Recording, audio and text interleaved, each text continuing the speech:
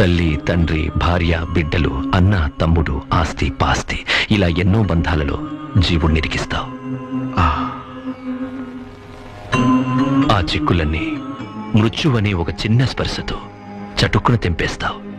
ఆహా, నీకు సాటి నువ్వే లీలామయ్య.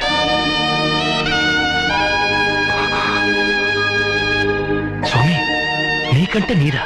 నా లీలలే నాకు గుర్తు చేసి కంట తడిపెట్టేలా చేస్తున్నావు. మంజు, ఎంత పెద్ద గాయం ఇది, చూడండి. ఇదేం పట్టించుకోకు స్వామి. ఇంకెంతసేపు ఈ గాయమే మాయం కాబోతుంది. ఇక గాయమేం చేస్తుంది? త్వరగా తిరు స్వామి. ఆలస్యమైతే గుడికి వెళ్ళిన వాళ్ళందరూ తిరిగి వచ్చేస్తారు. వాళ్ళుండగా నన్ను తీసుకెళ్ళడం నీకు కొంచెం కష్టం అవుతుంది. అందుకే బాగా ఆలోచించి వాళ్ళందరినీ పంపించేశాను.